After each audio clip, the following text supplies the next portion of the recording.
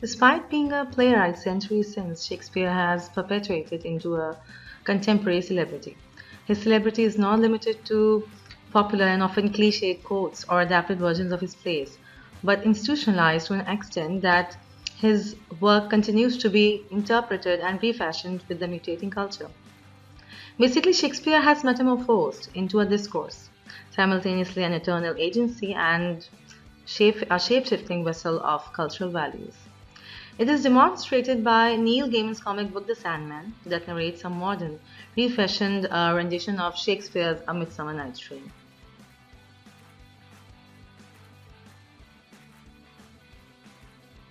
The fairies arguably manipulate and determine the outcome of this play and help sketch its fantastical depiction of a dream, where the presence of mythological figures consisted mostly in conversations or as tropes in other texts. Shakespeare gave them a material presence in this play, and this presentation seeks to survey their portrayal in the original text and discuss its parallels and contrasts in Gaiman's adaptation. Finally, it aims to demonstrate how Gaiman's work embodies the correlative function of literature and culture, by the extent to which it refashioned the original concept with respect to the current social cultural values.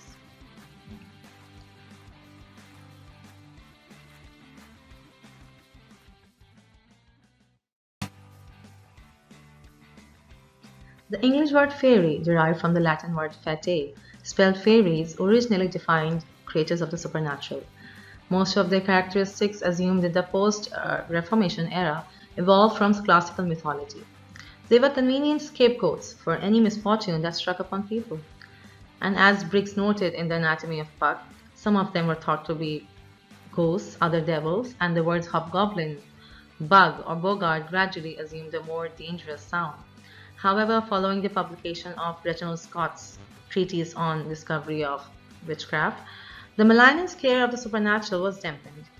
Yet it remained a prevailing subject in 16th, 17th century literature, such as Spenser's Fairy Queen or Shakespeare's A Midsummer Night's Dream itself, which was probably in deference to Queen Elizabeth I, who was famously likened to a mythical monarch.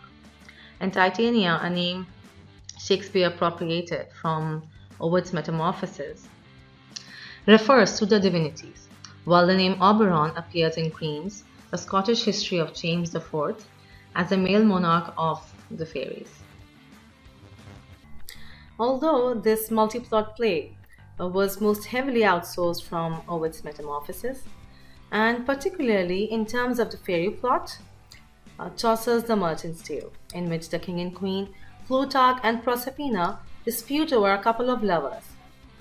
It still might be termed as Shakespeare's most original play, for his basic delineation of the immortal fairies proceeds to undertake a reimagining of the folkloric creatures, from the demonic and malicious to domestic, potentially unoffending creatures of magic.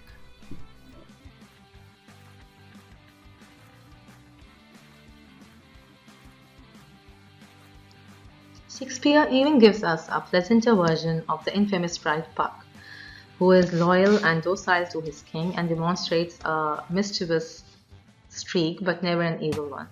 In fact, the pastoral portrayal of the fairies, benign and benevolent, even challenges the changeling myth of the fables, in which the fairies replace a newborn by a changeling infant as a reprimand for carelessness. Shakespeare, on the contrary, purposefully rewrote the tale as the Indian boy the queen wished to adopt in the play was a beloved reminder to her of a subject and a confidant who had died. Besides, in terms of an adaptation, a form of mass media that is closer to theater for its visual engagement is the comic book. Although comic books are not generally perceived as highbrow literature and are usually condemned to pulp fiction, Neil Gaiman's The Sandman is a new wave that is breaking on the literary shore, particularly when it comes to the chimerical realm of Shakespeare's A Midsummer Night's Dream. Gaiman's creation delves into existential questions invoked by its protagonist Dream, who strikes a bargain with Shakespeare, granting him his ultimate desire of becoming the consummate playwright in exchange for two plays. The first one of which is A Midsummer Night's Dream, for which he invites the king and queen of the Fae, Oberon and Titania, along with their subjects, as spectators.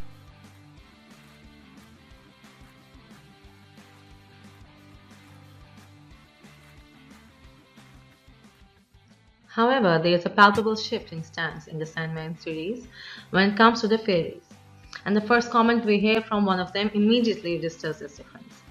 What's this? What means this prancing, chattering, mortal flesh? Methinks perhaps the Dream Lord brought us here to feed. Suddenly, the image of the minuscule fairies prancing among the dew and butterflies being counted in Shakespeare's play turned to shadow. In fact, the actor Tommy, playing Hermia in the play, exclaims to Shakespeare, "But Master Will, they're not human. I saw bogarts and trolls and nixies and things of every manner and kind." Also, the actual Puck in the story appears a devilish sprite, sitting at his king's feet, aching to make sport of the mortals, and chanting his signature laugh, "Ho, ho, ho." Moreover, Gaiman's story confirms to the charge of the kindling child leveled at the fairies. Although the Indian boy does not actually appear on stage in the original play, Gaiman has him present in this rendition, being played by Shakespeare's own son, Hamnet. The boy is agonizingly neglected, and he catches the eye of the actual Titania during his performance. Thus, he is approached by her during interval, and she entrances him with the bonny dragons that will come when you do call them, and forever summer's twilight in her land.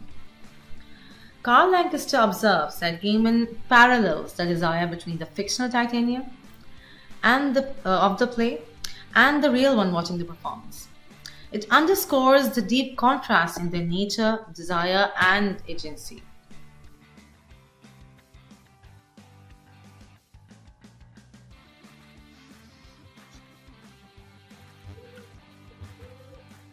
The story comes to an end, however, after the performance, as the actors pack up and the fairies too prepare to depart, except for Puck, who refuses to leave when there are mortals to confuse, ticket, and vex.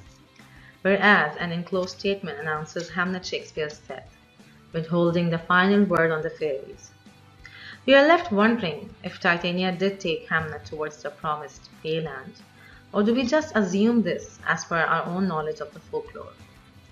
Gaiman chooses to leave it unanswered, but his purposeful depiction of the Fae favors the former conclusion. In conclusion, Shakespeare drew a parallel between the fairy kingdom and the Athenian court, humanizing the fairies, while Gaiman did otherwise. Yet he has managed to relocate truth and originality in the densely intertextual world of the Sandman. He has created a dream with an undercurrent of reality. For the fairies, devoid of glitz and glamour, seemed real, as per the literary culture of this era, true to self.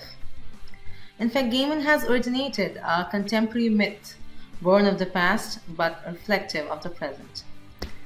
Besides, this particular echo case study exemplifies the extent of socio-cultural influence on literature and vice versa, in two ways. For one, with the creation and such popularity of a literary comic book, as a mass media disintegrating elitist culture. Secondly, how an instance of literary subversion is often enough to threaten the existence of age-old paradigms. The fable, too, does not come without a moral, and it is relatable content for the capitalistic society where workaholics individuals are often glorified. And by deliberately reaffirming the changeling myth, and leaving the truth of Hamlet's death untold, Gaiman successfully repurposes the fairies, calling into question even the bard's life and his accomplishments. However, as Gaiman noted in Man of Good Fortune, that will not last.